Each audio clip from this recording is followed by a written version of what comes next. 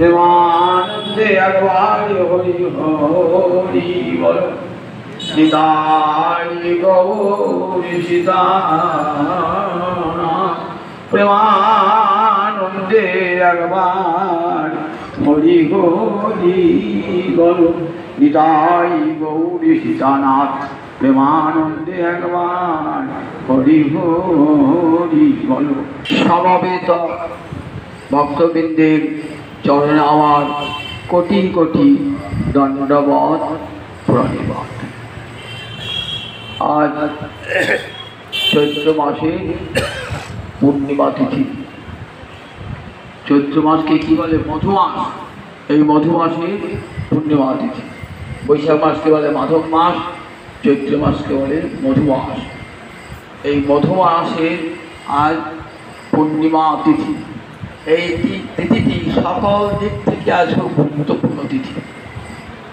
আপনারা জানেন যে ভগবান শ্রীহরি রাস হয়েছিল শরৎকালে শরৎ পূর্ণিমা, কিন্তু আর একটা রাসও হয়েছিল বসন্তকালের এই বসন্ত পূর্ণিমা। এই বসন্ত পূর্ণিমায় শ্রীকৃষ্ণের রাস হয়েছিল। এই রাসের বর্ণনা কোথায় পাই আমরা? শরৎকালের যে রাস তার নাম মহারাস। সেটি সুখদেব শ্রীমদ্ ভাগবতে দশম স্কন্ধে 5টি অধ্যায় জুড়ে বিরাট করে বর্ণনা করেছে। আর কবি জয়দেব তার যে গীত গোবিন্দম কাব্য, সেই কাব্যে গোবিন্দের বাসন্তী রাসের কথা বর্ণনা করেছে। বসন্তকালের যে রাস তাকে বলে বাসন্তী রাস, আর শরৎকালের রাস শারদীয় রাস। তাহলে বসন্তকালের রাসের বর্ণনা কে দিয়েছেন? কবি জয়দেব তার বিখ্যাত কাব্য গীত গোবিন্দম 12টি স্বর্গে রচিত গ্রন্থ রচনার প্রারম্ভেই কবি বলছেন, যদি হরি স্মরণে সরসংবন বিলাস কলাস কুতূহল সিনু তদা জয়দেব সরস্বতী মধুর কমলকান্ত পদাবলী। যদি হরি স্মরণে সরসংবন, জয়দেব কোথাকার কবি? বাংলাদেশের কবি, বীরভূম জেলা।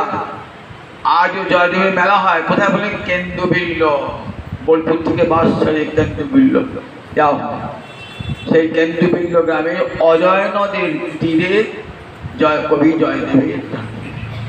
বাংলার রবি জয়দেব কবি কান্ত কমল পদে করেছে সুরভি সংস্কৃতের কাঞ্চন কোকোনদ। সত্যেন্দ্রনাথের কবিতা আছে, বাংলার রবি জয়দেব কবি, বাংলার সাহিত্যের সূর্যতুল্য, বাংলার সূর্যতুল্য জয়দেব কবি। সংস্কৃতের কাঞ্চন কোকোনদে, কাঞ্চন মানে সোনা, কোকোনদ মানে পদ্ম।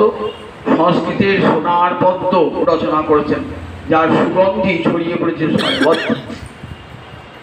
এই গীত গোবিন্দের এমনই জনপ্রিয় গ্রন্থ, সারা বিশ্বে, শুধু ভারতবর্ষে নয়, সারা বিশ্বে এই গীত গোবিন্দের জনপ্রিয়তা। কত ভাষায় যে গীত গোবিন্দ অনুবাদ হয়েছে তা বলা যায় না। এই গীত গোবিন্দ 12টি স্বর্গ আছে, একে বলে মহাকাব্য। মহাকাব্যের স্বর্গ থাকে, স্বর্গে আর থাকে 12টি স্বর্গ আছে। এক একটি স্বর্গে এক একটি রাধা গোবিন্দের প্রেমের বর্ণনা। কোনটায় কলঞ্জয়িতা, কোনটায় মান, কোনটায় খণ্ডিতা, এবং প্রতিটি স্বর্গের এক একটি নামকরণ। শেষকালের যে স্বর্গটি দ্বাদশ স্বর্গ, তার নাম সুপ্রীত পীতাম্বর। সেখানে রাধা গোবিন্দের মিলন দেখানো হয়েছে। তাই কাব্যের প্রারম্ভে বলছেন, যদি হরি স্মরণে সরসংবন, গোবিন্দ ভাবনায় যদি চিত্তকে সরস করতে চাও, আমাদের চিত্ত বিষয় চিন্তা করে করে মরুভূমি হয়ে গেছে। সেই মরুভূমিতে যদি অমৃত নদীর স্রোত বহাতে চাও, তাহলে আর যদি গোবিন্দের লীলা বিলাসে কৌতূহল জাগে, শ্রীনুতদা জয়দেব সরস্বতী মধুর কমলকান্ত পদাবলী। তাহলে জয়দেবের বাগভারতীর মধুর কমলকান্ত পদাবলী আপনারা প্রাণ ভরিয়ে শ্রবণ পথি করেছেন। পদাবলী এই কথাটি প্রথম জয়দেবের কবিতা, তার পূর্বে পদাবলী কথাটি পাওয়া যায় না। পরবর্তীকালে আমরা দ্বাদশ শতকের কবি ছিলেন জয়দেব। পরবর্তীকালে মহাপ্রভু আবির্ভাবের পূর্বে খ্রিস্টীয় পঞ্চদশ শতকে বিদ্যাপতি চণ্ডীদাস উঠেছে। বিদ্যাপতিকে বলা হয় অভিনব জয়দেব। কত বৈষ্ণব পদাবলী রচনা করেছেন। মহাপ্রভুর আগমনের সময় কত বৈষ্ণব কবি পদাবলী রচনা করেছেন। আবার মহাপ্রভুর অন্তর্ধানের পর, অপ্রকটের পর কত হাজার হাজার বৈষ্ণব পদাবলী হয়েছে। এই পদাবলী সাহিত্য বৈষ্ণব সম্প্রদায়ের গৌরব। বিশ্বের কোন ধর্মের এমন পদাবলী নাই। হাজার হাজার যারা বাংলা সাহিত্য নিয়ে পড়াশোনা করে তারা দেখবেন যে মধ্যযুগে বাংলা সাহিত্যের আকাশ এই পদাবলী সাহিত্যের কলকাকলিতে মুখরিত। কত শত কবি যে উদিত হয়েছিলেন বলা যায় না, এবং তাদের হাজার হাজার পদ গোটা বাংলা শুধু নয়, আজ বিশ্বকে পর্যন্ত মুগ্ধ করে রেখে দিয়েছে। এবং তারই সূচনা করেছিলেন দ্বাদশ শতকে এই কবি জয়দেব। কবি জয়দেবের গোবিন্দ কাব্যটি বিখ্যাত কেন? বিখ্যাত এই কারণে স্বয়ং গোবিন্দ নিজ হাতে এঁকে দিয়েছিলেন দেহি পদ পল্লবম উদারম। গোবিন্দ রাধারানীর উদার পদপল্লব তার মস্তকে পেতে দিয়েছেন। এটি গোবিন্দের নিজের হাতের লেখা। সেই যে এই গ্রন্থটি বিখ্যাত হয়ে আছে এই জয়দেবের গীত কবিতা। সেই গীত গোবিন্দে রাসের বর্ণনা আছে। নিত্যতি যুবতী জনে নসমঙ্গে সখী বিহরতি হরিদিহ মধুর বসন্তী। যুবতী গোপকন্যাগণের সঙ্গে গোবিন্দ রাসলীলা করেছেন। ধীর সমীরে যমুনা তীরে বসতি বনে পরমারি। আজ সেই বসন্ত রাসের তিথি। আবার দেখি আজকে বলদেবের রাসযাত্রা। শ্রীকৃষ্ণের রাস দেখছেন তো? আমরা ভাগবতের দশম স্কন্ধে দেখি বলদেবের রাস। শ্রী চৈতন্য ভাগবতে বৃন্দাবন দাস ঠাকুর প্রথমেই বলদেবের রাসের কথা বর্ণনা করেছেন। কৃষ্ণ এবং বলরাম মথুরা চলে গেল, মথুরা থেকে দ্বারকা চলে গেল, দ্বারকা থেকে আবার এসেছিলেন শ্রীকৃষ্ণ এবং বলদেব। এবং 2 মাস মধু এবং মাধব মাসে বলরাম তার নিজ প্রিয় গোপীগণের সঙ্গে এই মধু ঋতুতে রাস নৃত্য করেছিলেন। বলরামের রাস ঠিক রাস বলা যায় না। ভগবানের রাস বলতে যেমন রসানাং সমূহ রাস, সমস্ত রসে একত্রীকরণ, বলদেবের রাসে তা নয়, কিন্তু গোপীগণের সঙ্গে নৃত্য করেছেন বলেই গৌণার্থে এটাকে বলা হয় বলদেবের রাসলীলা। আজকে বলদেবের রাসযাত্রা, গোবিন্দের বাসন্তী রাসযাত্রা। আবার রামভক্ত হনুমানের জন্ম জয়ন্তী তিথি আজ। রামভক্ত হনুমান। আবার শ্যামানন্দ, শ্রীনিবাস, নরোত্তম, প্রাণ রামচন্দ্র, ভূগর্ভশ্রী লোকনাথ, জয় শ্যামানন্দ।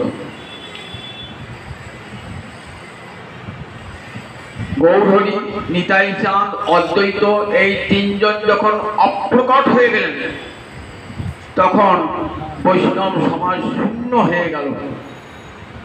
তখন সেই আকাশে আবার উদিত হলেন 3টি তারা। কে শ্রীনিবাস আচার্য প্রভু, এই কাছে শ্রীনিবাস আচার্য জাজিগ্রামে। নরোত্তম কোথায়? খেতুরি, সিপাট খেতুরি, এখন রাজশাহী জেলার, এখন সেটা পূর্ববঙ্গে। নরোত্তম শ্রীনিবাস আচার্য মহাপ্রভুর দ্বিতীয় আবেশ অবতার, নরোত্তম ঠাকুর নিতাই চাঁদের অবতার, আর অদ্বৈতের প্রকাশ কে? এই শ্যামানন্দ প্রভু। ইনি উড়িষ্যার ধারেন্দ্র বাহাদুর গ্রামে জন্মগ্রহণ করেছিলেন। এই শ্যামানন্দ প্রভুর কথা আর হনুমান জয়ন্তী সামান্য কথা আপনাদের শোনাব। রামায়ণে হনুমান একটা বড় ভূমিকা আমরা দেখতে পাই। হনুমানের পিতার নাম ছিল কেশরী, কিন্তু পবনদেবের আশীর্বাদে হয়েছিল বলে হনুমানকে পবন পুত্র বলা। আসলে বানররাজ কেশরীর পুত্র ছিলেন, মায়ের নাম ছিল অঞ্জনা। বাল্যকাল থেকে জন্মগ্রহণ করে কিরকম বীর শক্তিমান জন্মেছিলেন। সূর্য যখন ভোরবেলা উঠে না, দেখতে লাল পাড়া, তো ফল মনে করে সূর্যকে খেতে দিয়েছে। সঙ্গে সঙ্গে পবনদেব সূর্যের তেজকে রক্ষা করছেন। রাহু এসেছেন, রাহুকে গ্রাস করতে গিয়েছেন। ইন্দ্রের ঐরাবতকে আঘাত করতে গিয়েছেন। তখন দেবরাজ ইন্দ্র বজ্র দিয়ে এই বানরাজ হনুমানের একটা চোয়াল ভেঙে দিয়েছিল, বাম হনুমান। সেই নাম হলো হনুমান। হনুমানে চল দেশ থেকে বলে হনুমান, তাই নাম হয়ে গেল হনুমান। এই হনুমান কে কখন রামচন্দ্র আবিষ্কার করলেন? দেখুন, সীতা দেবীকে হারিয়ে রাম এবং লক্ষ্মণ অনুসন্ধান করতে বার হয়েছে। কোথায় গিয়ে পৌঁছালেন? ঋষ্যমুখ পর্বতের কাছে।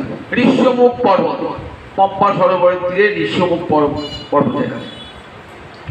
তখন বর্ষাকাল, বর্ষাকাল তার যুদ্ধ করবার সময় নয়। এবং কোথায় যে সীতা আছে, রাবণ যে কোথায় নিয়ে গেছে সীতাকে, এটাও রামচন্দ্র অনুসন্ধান করে বুঝতে পারছেন না। এই সময় বালির ভাই সুগ্রীব, সেও বিতাড়িত হয়ে ওই ঋষ্যমুখ পর্বতের গুহায় লুকিয়ে আছে। হনুমান তার সঙ্গে রয়েছে। হনুমান এলেন একটা ব্রাহ্মণের বেশে। হনুমান বলে মনে করেন নাই গাছের ডালে যে হনুমানকে হনুমান হয়, কিন্তু মানুষ একবারে, জানেন তো, বেদ বিদ্যায় সুপণ্ডিত, ব্যাকরণে সুপণ্ডিত, বুদ্ধিমান, তার যে কথাগুলি শোনা যায় না, অনেক বিদ্যার বুদ্ধিমানও তার অর্থ বুঝতে পারে না। দেখতে দক্ষিণ ভারতের মানুষ খায় দেখতে বানরের মতো, হনুমানের মতো। আর বলে রামচন্দ্র বানর সেনা যুদ্ধ করেছে, কোনটাই বানর সেনা নয়, কিন্তু সব দেখতে বাঁদর মতো কালো কালো রং বলে আর বলে বানর সেনা। আসলে কেউ বানর নয়, হনুমানও বানর নয়, হনুমান মানুষ। হনুমান খুব বুদ্ধিমান, বিচক্ষণ, রাজনীতিবিদ, শাস্ত্রে সুপণ্ডিত।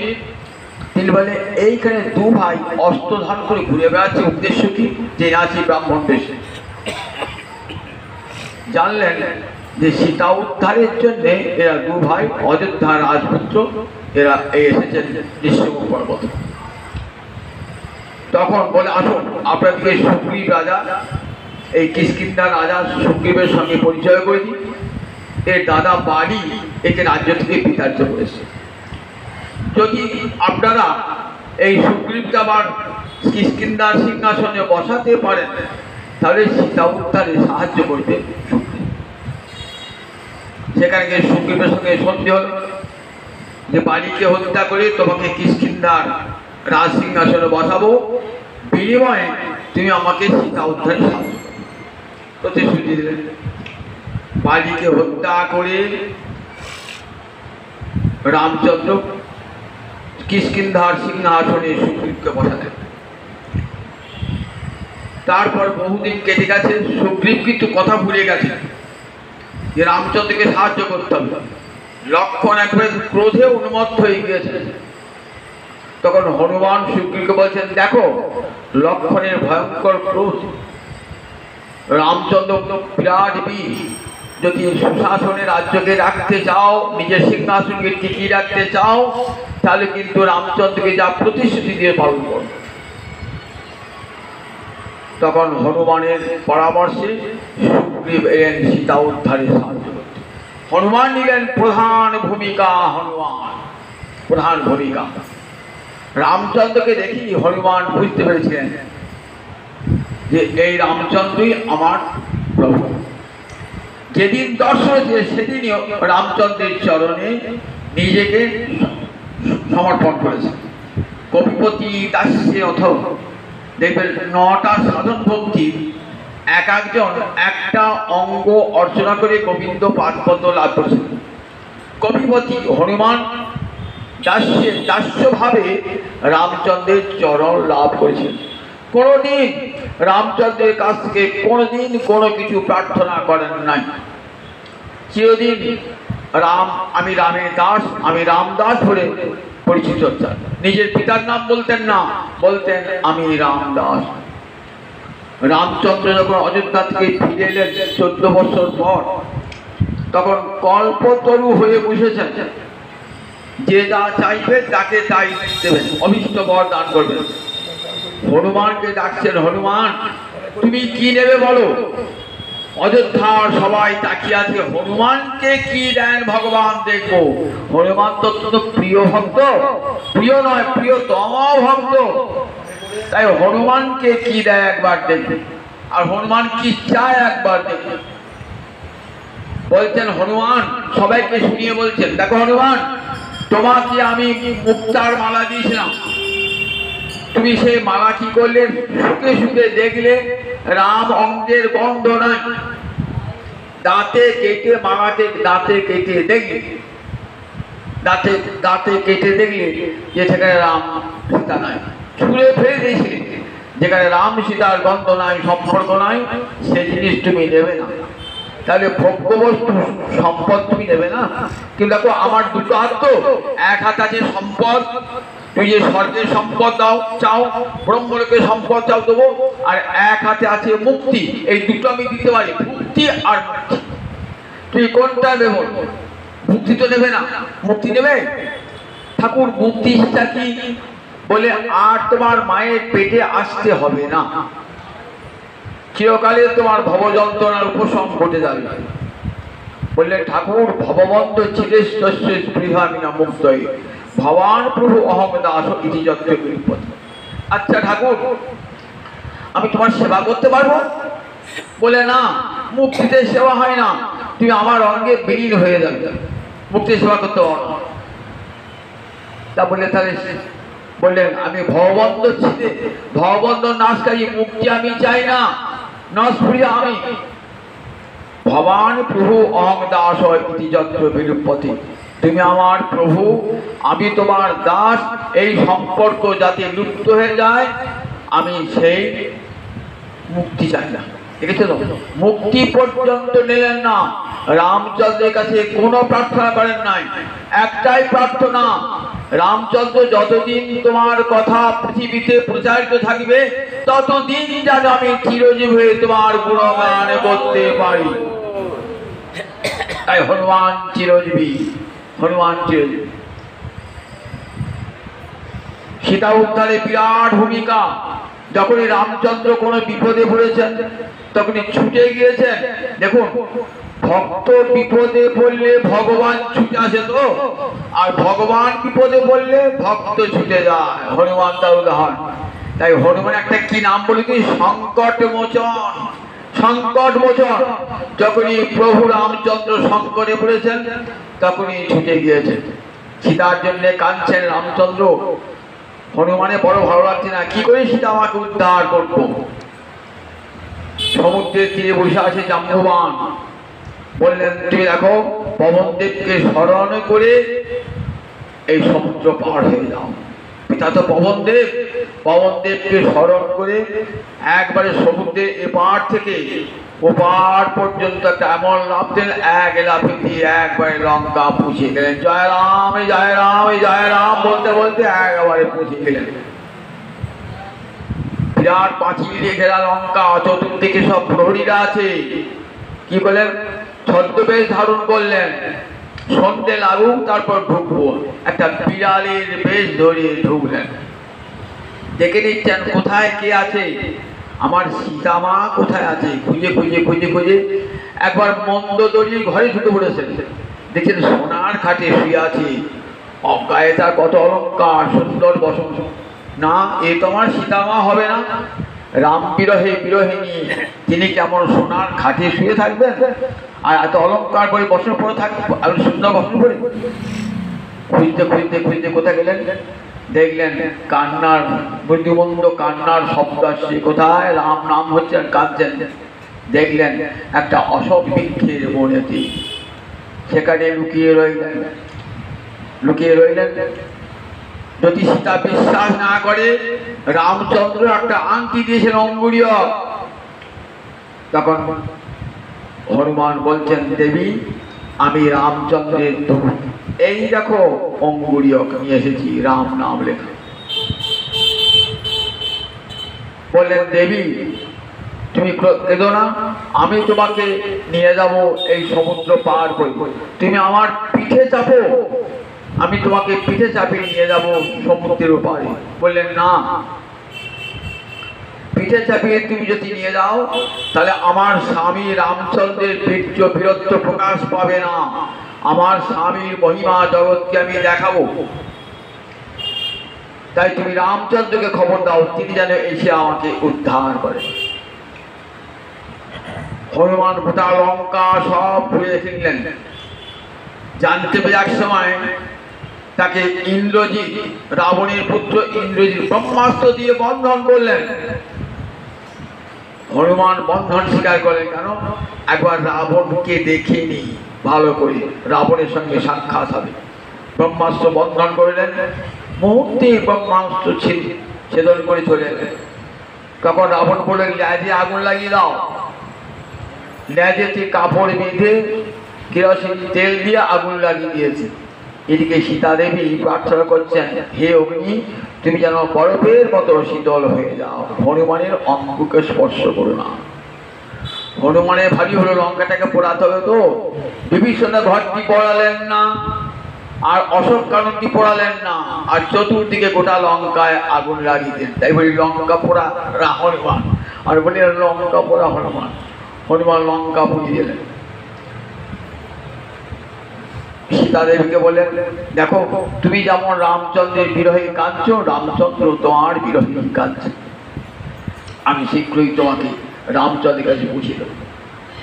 হনুমানকে সংবাদ দিলেন, সমুদ্রের ওপারে লঙ্কায় অশোক কাননে সীতা দেবী বন্দিনী হয়ে কাঁদছেন। অবিরত চেরিগণ তাকে হুঙ্কার দিচ্ছে, বলছে রাবণের কাছে বৎসাচার করো। সীতাদেবী বলছে, আমি মৃত্যুবরণ করবো, তথাপি রাবণের কাছে বৈশ্যতা স্বীকার করবো না, করবো না, করবো না। আমি মৃত্যুবরণ করব, এই আত্মহত্যা করব এই গাছে অশোক কাননে গলায় দড়ি দিয়ে, তথাপি আমি ওই আত্মসমর্পণ করবো না। রামচন্দ্র সন্ধান পেলেন রয়েছে সীতা। তখন সুগ্রীব, অঙ্গদ, নীল, নল সব বানর সেনা প্রস্তুত হলেন। কিন্তু সমুদ্র পার হবেন কি করে? রামচন্দ্র একবারে চক্ষু লাল করে সমুদ্রকে বলছে, সমুদ্র তোমাকে পথ করে দেবে না। সমুদ্রের সঙ্গে সঙ্গে হাত জোর করে এসে দাঁড়িয়েছেন। প্রভু বলো কি করতে হবে? বললেন, তোমার প্রতি সেতু তৈরি হবে। বললেন, প্রভু তোমার যা ইচ্ছা, তোমার চরণ আমার বুকে বলবে, তোমার পরম সৌভাগ্য। তুমি শিলা ফেলাও প্রভু, শিলা তোমার ভক্তরা শিলা ফেললেই ভেসে উঠবে, সেখানে সেতু তৈরি হয়ে যাবে। সব মানুষ সেনারা কি করে শিলা ফেলাচ্ছেন, শিলা কোনি জলে ভাসে না, কি আশ্চর্য, জলে ভাসছে। সেই শিলা সেতু তৈরি হয়ে গেল। রামচন্দ্র গেলেন, ভয়ঙ্কর যুদ্ধ হলো রাবণের সঙ্গে, ভয়ঙ্কর যুদ্ধ। সেই যুদ্ধে হারিয়ে দিয়েছে এমন অবস্থা, রাবণ তো সোজা নয়, রাম লক্ষ্মণ দুজন রয়েছেন, কিন্তু রাবণ ইন্দ্রজিৎ এদের সঙ্গে পেরে উঠবেন কেমন করে? এদের সঙ্গে পেরে উঠে জানা। কিন্তু রামচন্দ্র কার সাহায্য পেয়েছিলেন? বিভীষণের সাহায্য পেয়েছেন। রাবণের ভ্রাতা বিভীষণ বর পেয়েছিলেন, চিরজীবন তিনি ধর্মের পথে থাকবেন। তাই বিভীষণ রামচন্দ্রকে সাহায্য করেছিলেন। প্রথমে রামচন্দ্র বিভীষণকে বিশ্বাস করতে চান নাই, কিন্তু হনুমান কি বলেছিলেন যে, প্রভু তোমার কি প্রতিজ্ঞা আছে? সখী দেব প্রপন্ন তবাস্মৃতি চ যাচতি অভয়ং সর্বদা তস্মৈ দদাম্যে তৎপ্রতঙ্গম। আমার একবার তোমার চরণে বলে আমি তোমার হে রামচন্দ্র, আমি তোমার চরণে শরণাগত, তাকে তুমি সংসার সাগর হতে পার করে দাও, রক্ষা করো। কারণ তুমি বিভীষণকে নেবে না, বিভীষণ যে তোমার চরণে পড়েছে। এই বিভীষণকে সঙ্গে নিয়ে সীতাকে উদ্ধার করলেন। ভয়ঙ্কর যুদ্ধক্ষেত্রে দেখছেন রাবণের তো রথ আর রামচন্দ্রের তো রথ নাই, রামচন্দ্র মাটিতে যুদ্ধ করছেন। তখন রাবণ বললেন, বিশাল দেহটা করলেন, দেহটা করে বলছেন, প্রভু আমার কাঁধে ওঠো। এমন উঁচু হলেন যে রাবণের রথের চেয়ে বল, সেই কাঁধে উঠে রামচন্দ্র একের পর এক তীর নিক্ষেপ করছেন। আবার রাবণ তীর নিক্ষেপ করছে কার গায়ে? হনুমানের গায়ে। হনুমান পড়ে গেলেই রামচন্দ্র নিচে পড়ে যাবে, সারা অঙ্গ রক্তে ভেসে যাচ্ছে, তথাপি হনুমান এক চুল নড়লেন না। ভাবছেন আমি নড়লেই আমার প্রভু পড়ে যাবে। সেই যুদ্ধে রাবণকে মেঘনাদকে বধ করে এই যুদ্ধ করতে করতে কি হলো, একবার মেঘনাদ শক্তিশালী আঘাত করলেন। শক্তিশালী আঘাতে লক্ষ্মণ আহত হয়েছেন, রামচন্দ্রের কোলে শুয়ে আছেন লক্ষ্মণ। তখন হনুমান কি করলেন, তখন বৈদ্যরাজ সুসেন বললেন যে বিষণ্ণকরণী চান। বিষণ্ণকরণী দাস কোথায় পাবে? চলে গেলেন বিন্দ পর্বতে, গোটা বিন্দ পর্বত থেকে মাথায় করে নিয়ে চলে এলেন, খুঁজে নাও কোথাও ওষুধ আছে। সুসেন বৈদ্য খুঁজে বিষণ্ণকরণী, সেই থেকে ওষুধ তৈরি হলো, লক্ষ্মণ আবার প্রাণ ফিরে পেল। আবার এক সময় নাগেরা সাপেরা সর্ববার নিক্ষেপ করেছে, রাম আর লক্ষ্মণকে সাপে জড়িয়ে ধরেছে। তখন লক্ষ্মণ বলছে যারা গরুকে স্মরণ করো। হনুমান তখন গরুকে ডাকতে গিয়েছেন, গরু ছুটে এসেছে। গরুর আসা মাত্রই সঙ্গে সঙ্গে নাম থেকে সাপ থেকে মুক্ত হয়ে গেলেন। মুক্ত হওয়ার পর বলছেন, গরু তুমি কি চাও বলো? আমাদেরকে নাগপাশ থেকে মুক্ত করলে।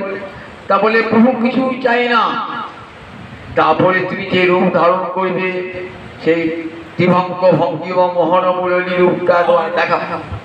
বলে না না না, তেতা যুগে তা হবে না, নবদুর্বাদল শ্যাম আমি ধনুর্ধারী, হবে না। বলে একবার দেখাও প্রভু, ওই রূপটা একবার দেখতে ইচ্ছা করি আমি। তা বলে হনুমান আছে যে, বললে আমি পাখা দিয়ে ঘিরে ধরবো, তুমি আমাকে দেখাও। গরুর পাখা দিয়ে ঘিরে ধরলেন। রামচন্দ্র কি হলেন, একবারে এই নবঘন শ্যাম একবার ত্রিভঙ্গ ভঙ্গ হয়ে দাঁড়ালেন, প্রণাম করে চলে গেলেন। হনুমান জানতে পেরেছিলেন, দেখুন সেই তারপরে আবার হনুমান এসেছেন। সব দিকে হনুমান আছেন তো, চিরজীবিত বেঁচেছেন তো হনুমান।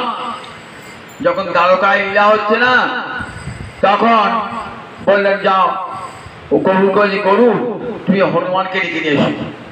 গরু গিয়ে হনুমানকে ডাকতে গিয়েছে, বলছেন দেখো যদুপতি ডাকছে। একবার রাম মূর্তি অঙ্কন করছিলেন তো, যদুপতি বলার কোনো গ্রাহ্যই করলেন না, যদুপতি গ্রাহ্য করলেন না। যদিও জানেন রাম এবং কৃষ্ণ একই, তথাপি মম সর্বসঙ্গে রাম ও কমল লোচন, আমার আরাধ্য দেবতা রামচন্দ্র। দেখেছো তো, একে বলে নিষ্ঠা, এটা গোলামি নয়, নিষ্ঠা। যার যেটা আরাধ্য দেবতা তাতে নিষ্ঠা থাকার নাম, তাহলে ভক্তি হয় না। একনিষ্ঠ না হলে ভক্তি হয় না। রামচন্দ্র দেখিয়েছেন এই নিষ্ঠা না থাকলে পরে ভক্তি হয় না। যাবেন না, বারবার বলছেন তখন ল্যাস ধরে টান মেরেছেন। তখন হনুমান এমন একটি থাপ্পড় মেরেছেন গরুকে, গরু সেই থাপ্পড় খেয়েছে একবারে দারোগানাথ গোবিন্দের চরণে পড়েছে। কি হলো?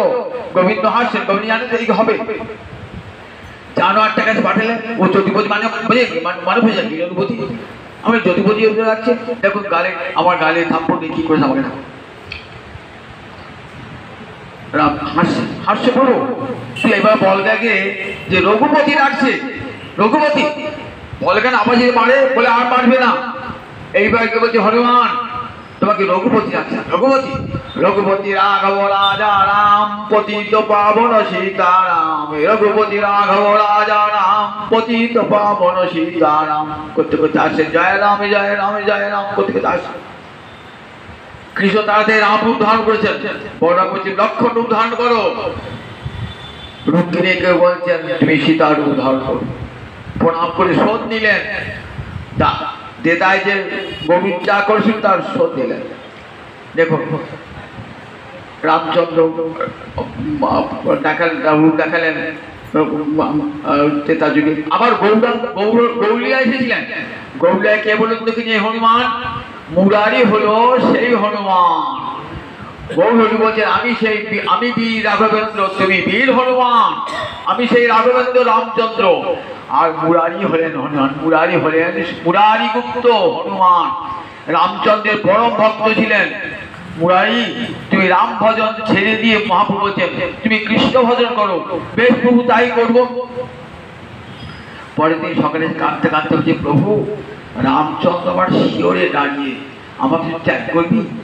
প্রভু আমি যে রামচন্দ্র, তোমাকেও ত্যাগ করতে পারছি না, রামচন্দ্র ত্যাগ করতে পারছি না।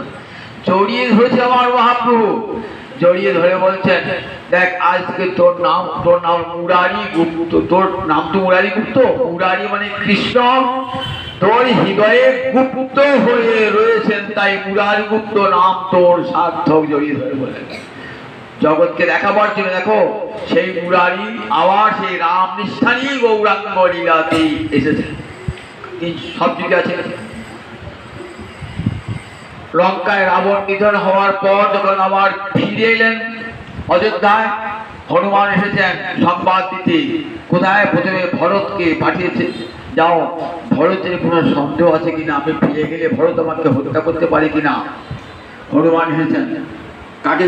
গোপ চণ্ডালকে খবর দিয়েছেন, গোপ চণ্ডালকে বিমানে তুলেছেন। তারপরে হনুমান আসছেন, হনুমান ভরতকে খবর দিয়ে, ভরত কিন্তু সেই রয়েছে নন্দীগ্রামে রামচন্দ্রের পাদিকল্প ছত্র ধারণ করে, কবে রামচন্দ্র আসবেন বলে। কিন্তু ভরত আর কেমন চলছে না, সবাই সন্দেহ করেছে। কিন্তু সন্দেহের ঊর্ধ্বে তিনি রামচন্দ্র ছাড়া কিছুই জানতেন না। জগৎ তাই নির্দোষী নিরপরাধের কেমন দণ্ড হয় দেখো। সবারই কাছে সবারই চোখে সন্দেহ। ভরত কিন্তু রাম নিষ্ঠা অচল এলেন।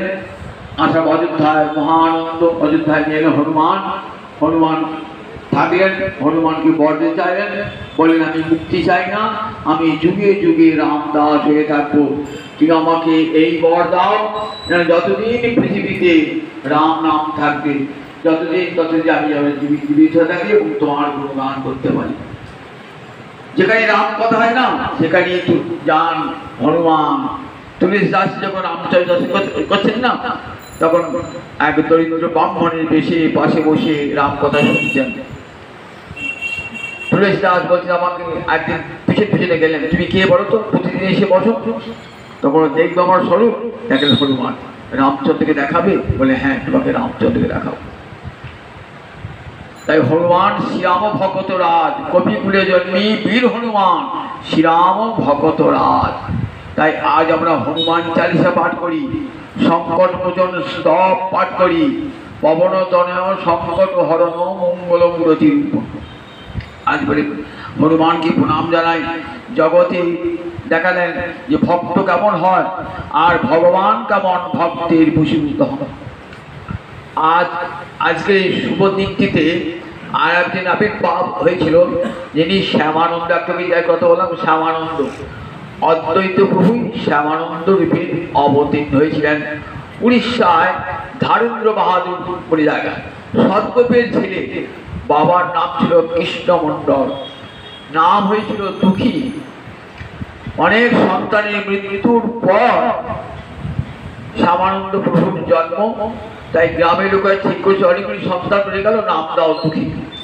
সেই দুঃখী পড়াশোনায় পণ্ডিত হয়ে উঠলেন বটে, কিন্তু মনটি কৃষ্ণ অনুরাগী ভরা। পিতাকে জানালেন আমি দীক্ষা গ্রহণ করব। স্বপ্নে জানতে পেরেছেন অম্বিকা কালনার হৃদয় চৈতন্য প্রভু, হৃদয়ানন্দ প্রভু তার গুরুদেব। এই হৃদয়ানন্দ কে ছিলেন? আমাদের গদাধর পণ্ডিতের ভ্রাতুষ্পুত্র বাণীনাথ ভরতপুরে থাকতেন। তার দুই পুত্র নয়নানন্দ আর হৃদয়ানন্দ। গৌরীদাস পণ্ডিত কালনায় যে নিতাই গৌর প্রতিষ্ঠা করেছিলেন, তার সেবক পাবার জন্য কি করলেন? গদাধরের কাছে প্রার্থনা জানালেন। গদাধর তখন দিলেন ওই হৃদয়ানন্দকে। সেই হৃদয়ানন্দই গুরুদেব বলে আসছেন হৃদয়ানন্দ কাছে।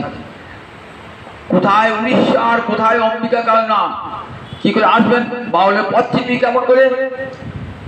বললেন অনেক লোক গঙ্গা স্নান করতে যাচ্ছে অম্বিকা কালনা, তাদের সঙ্গে যাব। তাদের সঙ্গে এসে কোথায় বুঝতে হলেন? এসে একবারে সাক্ষাৎ দেখার সঙ্গে থেকে ভাবলেন একই তো আপনি স্বপ্নে দেখেছি ইনি আমার গুরুদেব। গুরুদেবও জানতে পারলেন এ তো আমার জন্মান্তরের শিষ্য। গুরুদেবের সঙ্গে শিষ্যের সম্পর্ক এক জন্মে নয়, চক্ষুদান দিলা যেই জন্মে জন্মে গুরু সেই।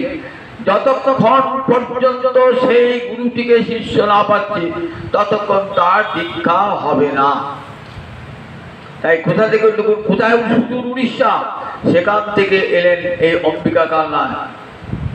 চরণে লুটিয়ে বললেন সেবা দিনে কি ফুল বাগানে জল দেবে? ফুল বাগানে জল দিতে দিতে মাথায় ঘা হয়ে গেল।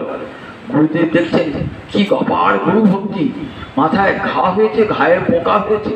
একদিন দেখছেন জল ঢালছে তো একটা পোকা মাথা করে গেল, দেখি তো মাথা দেখি বিশাল ঘা পোকা। গুরুদেব বড় আদরে হাত তুলে দিলেন, কিছুদিনের মধ্যে সুস্থ হয়ে গেলেন। বললেন এই শিষ্যের দ্বারা আমার আরো অনেক কিছু করতে হবে। তখন কোথায় পাঠালেন? যাও বৃন্দাবনে। বৃন্দাবনে তখন কে রয়েছেন? শ্রীনিবাস রয়েছেন, নরোত্তম রয়েছেন, আবার গেলেন শ্যামানন্দ। শ্রীনিবাস, নরোত্তম, প্রাণ রামচন্দ্র, ভূগর্ভশী লোকনাথ, জয় শ্যামানন্দ। তিন প্রভু মিলন ঘটল। শ্রীজীব গোস্বামীর কাছে ভক্তিশাস্ত্র পড়াশোনা করলেন শ্যামানন্দ প্রভু। ভক্তিশাস্ত্র পড়াশোনা করে এবার শ্যামানন্দ প্রভুকে এবং শ্রীনিবাস আচার্যকে প্রভু বললেন দেখো শ্যামানন্দ, এই গোস্বামীরা যে গ্রন্থাদি রচনা করেছেন এই গ্রন্থ রাঢ়বঙ্গে প্রচার করতে হবে। কে রাঢ়বঙ্গে প্রচার করবে? না, দেখো তোমরা তিনজন, শ্রীনিবাস, নরোত্তম এবং এই শ্যামানন্দ, এই তিনজন রাঢ়বঙ্গে এই গ্রন্থ নিয়ে যাও এবং সেই গ্রন্থ নিয়ে গোস্বামী গ্রন্থের প্রচার হবে। গোস্বামীদের গ্রন্থ সব সংস্কৃত ভাষায় লেখা, বাংলা ভাষায় কোনো গ্রন্থ ছিল না। শ্যামানন্দ, শ্রীনিবাস আচার্য, নরোত্তম এর কঠোর অধ্যবসান করে এসব গোস্বামী শাস্ত্র অধ্যয়ন করে সুপণ্ডিত হইবেন। তোমরা আবার রাঢ়বঙ্গে গিয়ে এগুলি সব প্রচার করবে। গাড়ি করে আসছেন শ্যামানন্দ গাড়ি করে আস্তে আস্তে বন বিষ্ণুপুর বলে একটি জায়গা আছে। বন বিষ্ণুপুর, বীরহাঙ্গি ডাকাত রাজা, ডাকাতদের সর্দার রাজা। রাত্রিবেলাতে গাড়ি আসছে তো চতুর্দিকে ডাকাতের চরেরা আছে। বলেন গাড়িতে কি আছে? বলে রত্ন আছে। রত্ন আছে, তাকে চুরি করতে হবে।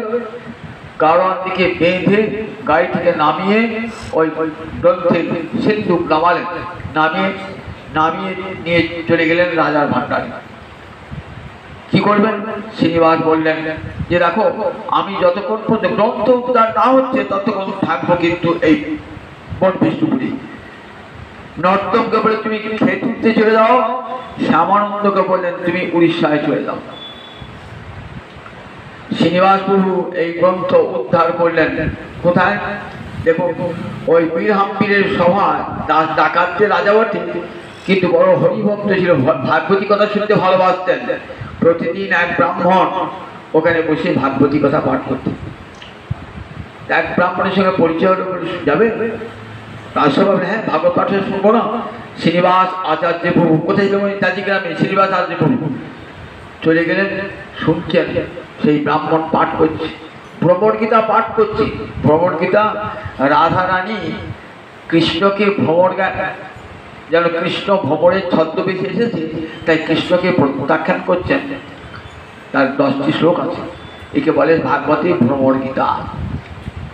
সেই ভ্রমণ গীতা তাতে প্রতিটি ছত্রে ছত্রে রাধা রানীর বিরহের গান। কিন্তু এমন সুন্দর ভ্রমণ গীতা, কিন্তু পাঠ বা ব্যাখ্যা তিনটি মনোগ্রাহী হচ্ছে না। পাঠ হয়ে যাওয়ার পর সমস্ত সত্যিকে বললেন আমাকে আপনারা কৃপা করুন, আমি একটু ভ্রমণ গীতা শোনাব। রাজাও রাজি হয়ে গেলেন, বলে ঠিক আছে শোনাও। তখন ব্যাসাসনে বসে অপূর্ব সুন্দর কণ্ঠে প্রতিটি ভ্রমণ গীতার শ্লোকে বিশুদ্ধ উচ্চারণ করে তার সুন্দর ব্যাখ্যা দিতে আরম্ভ করলেন। রাজা শুনছেন রাধারানীর সেই বিরহ গীতি, শুনতে শুনতে রাজার দু নয়নে জলধারা। রাজা উচ্চ সিংহাসনে পাঠ করেছিলেন, নেমে এসে আচার্য প্রভুর চরণে নত হলেন। আজ থেকে আমার দেহ মন প্রাণ সব তোমার চরণে অর্পণ করলাম। বলে রাজা, কেবল রাজা আমার কিছুই চাই না, আমার গ্রন্থরত্ন চুরি গিয়েছে। গ্রন্থরত্ন বলে কাঠের সিন্ধুকে ছিল, বলে আসুন সব আছে। গিয়ে দেখলেন সব রাশি গ্রন্থ ভরা পেটিকা, সমস্ত গ্রন্থ উদ্ধার করলেন। রাজা বীরহাম্বির শরণাগত শিষ্য হলেন, সপরিবারে রাজা শিষ্য হয়ে থাকলেন। শ্রীনিবাস আচার্য প্রভু গাড়ি করে পাঠিয়ে দিলেন রাঢ়বঙ্গে সেই গ্রন্থ। সেই রাঢ়বঙ্গে গ্রন্থ এলো। এদিকে চলে গেলেন শ্যামানন্দ প্রভু উড়িষ্যায়। তার পূর্বে কিন্তু খেতুরিতে বিরাট বৈষ্ণব সম্মেলন হয় দোল পূর্ণিমা উপলক্ষে।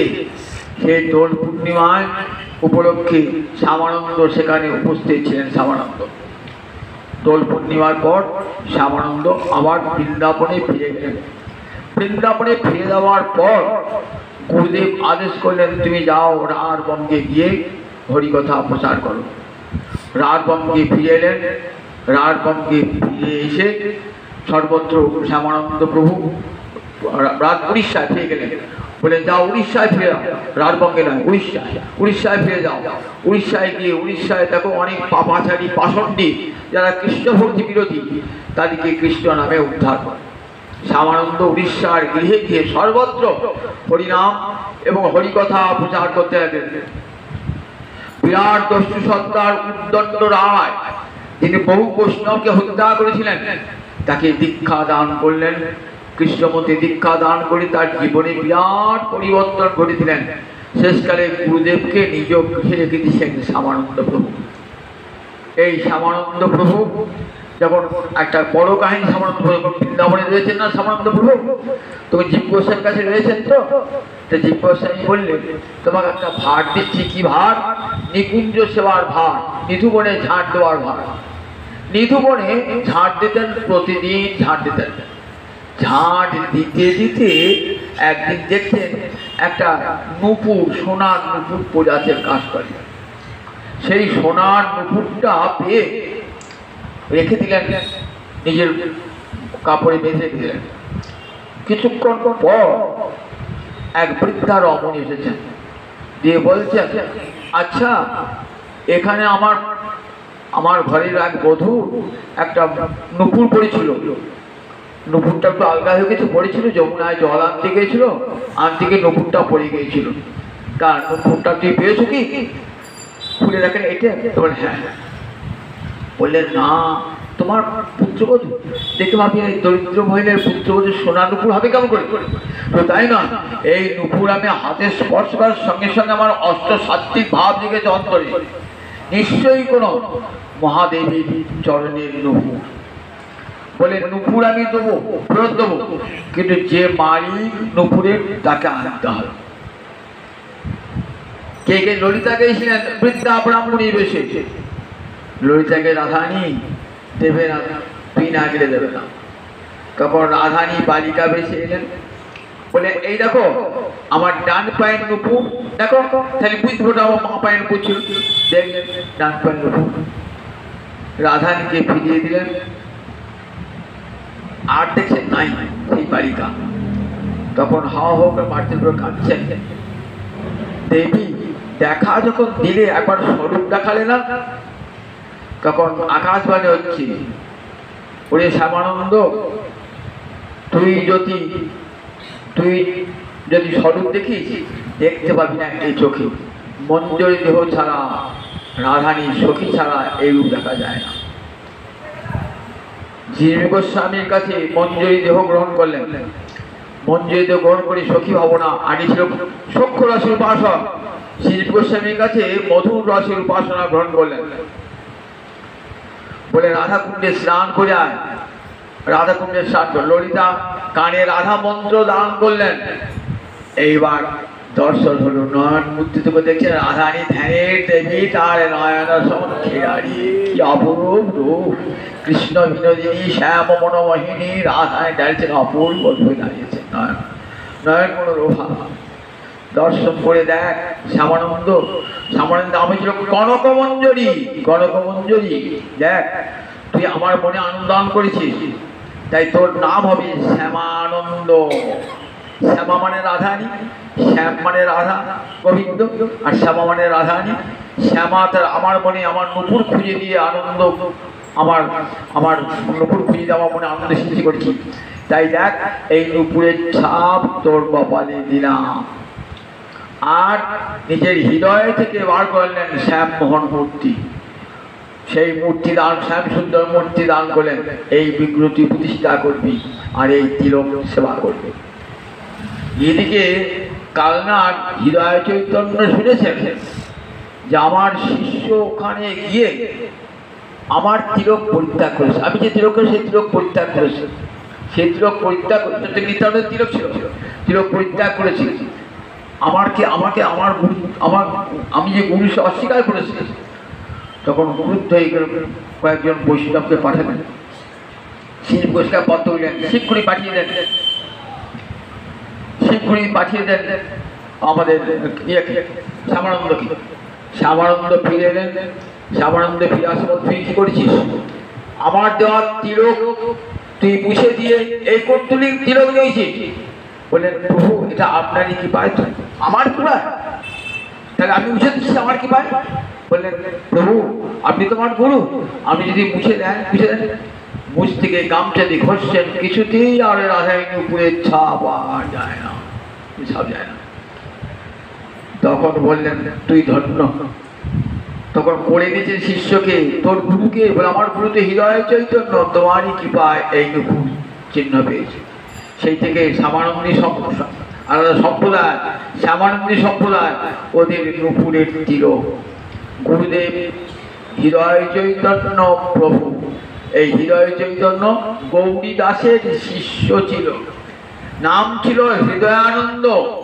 ফাল্গুন মাসে দোল উৎসব হবে, তো গৌরীদাস গিয়েছেন, অনেক দূরে গেছে, শিষ্য বাড়িতে গিয়েছেন, কিন্তু আসার নাম নাই। এদিকে ফাল্গুনী পূর্ণিমা এসে উপস্থিত, কি করবেন? তখন ওই হৃদয়ানন্দ সব শিষ্যগণকে চিঠি লিখেছেন, শিষ্য বাড়ি ঘুরে সমস্ত জিনিসপত্র জোগাড় করেছেন। গুরুদেব ঠিক ওই দিনে উপস্থিত হয়েছেন। বলে এসব কে করলো? বলে আমি করেছি প্রভু, তোমার আসতে দেখে। বলে এত বড় স্পর্ধা, গুরুর অনুমতি ব্যতি রেখে তুই এগুলি করলি, দূর হয়ে যাও আশ্রম থেকে। ফিরে এলেন, গঙ্গার তীরে বসে হৃদয়ানন্দ কাঁদছেন, গুরু ত্যাগ করেছেন তো হৃদয়ানন্দ কাঁদছেন। কত রাশি রাশি গাড়ি গাড়ি মাল আসছে, ফিরিয়ে দিচ্ছেন, যাও এখানে নয়, ওটা হৃদয়ানন্দের যে হৃদয় গঙ্গা তীর, হৃদয়ানন্দকে চল যাও। হৃদয়ানন্দ বলছেন না না, এটা আমার প্রভু ঘুরে পাঠিয়ে দাও। এইবার মন্দির খুল থেকে দেখছেন নিতাই গৌর নাই, নিতাই যে নিতাই গৌরকে দেখা দিয়েছিল অবিকাল, নিতাই গৌর নাই। তাহলে নিশ্চয়ই হৃদয়ানন্দ আমার নিতাই গৌরকে নিয়ে পালিয়েছে। লাঠি হাতে করে ক্রুদ্ধ হয়ে যাচ্ছেন, লাঠি হাতে করে। তখন দেখছেন চৈতন্য নৃত্য করছে, ওই হৃদয়ানন্দের সঙ্গে নৃত্য করছে। হাতে লাঠি দিয়েছেন তো, হাতে লাঠি দেখে ভয়েতে চৈতন্য ওই হৃদয়ানন্দের ভিতরে ঢুকে গেলেন, নাম হয়ে গেল হৃদয় চৈতন্য। যার হৃদয়ে চৈতন্য তাই হৃদয় চৈতন্য। এই হৃদয় চৈতন্য ছিল শ্যামানন্দের মূর্তি। আজ আরেকটি আবির্ভাব, বংশীবদন আনন্দের আবির্ভাব। বংশীবদন আমার গৌরহরির পালিত পুত্র এবং বিষ্ণুপ্রিয়ার পালিত পুত্র। 5 বছর বয়স যখন, তখন কুড়িয়া পাহাড় সেখান থেকে নিয়েছেন বংশীবদনকে মহাপ্রভু। মহাপ্রভু নিজের পুত্রের মতো মানুষ করতেন, বংশীবদন পুত্রের মতো থাকতেন এবং বিষ্ণুপ্রিয়ার পুত্রের মতো। মহাপ্রভু সন্ন্যাসী গেলেন, তারপর সব বিষ্ণুপ্রিয়ার এবং শচীদেবীর দায়িত্ব পড়লো ওই বংশীবদনের উপর। তার যখন অপ্রকট হলো, স্বর্ণ দান করলেন, মহাপ্রভু বংশীবদন, আমি যে নিম্ববৃক্ষের তলায় জন্মগ্রহণ করেছিলাম সেই নিম্ববৃক্ষ কেটে আমার মূর্তি নির্মাণ করো, তুমি তার সেবা করো। কামার ডেকে সেই গাছ কাটালেন এবং ভাস্কর দেখে সেই মূর্তি নির্মাণ করলেন। বংশীবদন সেবা করতে লাগলো, পদ্মাসনে নিজের নাম দিলেন। কিন্তু সেই মূর্তি চলে গেল বিষ্ণুপ্রিয়ার বাপের বাড়িতে, চলে গেল। এখন ধামেশ্বর মহাপ্রভু বিষ্ণুপ্রিয়ার বাপের বাড়ি, ওখানে চলে গেলেন সেই মূর্তি। তখন চলে গেলেন আমাদের বংশীবদন বৃন্দাবনে। বৃন্দাবনে গিয়ে তখন বলরাম বলেন যাও তুমি ফিরে যাও, বাগনাপাড়ায় গিয়ে আমার মূর্তি প্রতিষ্ঠা করো। বাগনাপাড়া কালনার কাছে বাগনাপাড়া আছে, বাঘকে কৃষ্ণ নাম করিয়েছিলেন, তাই নাম হলো বাগনাপাড়া। ওইখানে বলদেবকে প্রতিষ্ঠা করলেন, বলদেবকে প্রতিষ্ঠা করলেন, রেবতীকে প্রতিষ্ঠা করলেন, রাধাকৃষ্ণ প্রতিষ্ঠা করলেন এখানে বংশীবদন ঠাকুর। সেই বংশীবদনের নাতি রামচন্দ্রকে আবার জাহ্নবী পালিত পুত্র রূপে গ্রহণ করেছেন। আর সেই তিন প্রভু আজ শ্যামানন্দ, হৃদয় চৈতন্য এবং আমাদের বংশীবদন ঠাকুর, এদের কোটি কোটি প্রণাম জানাই।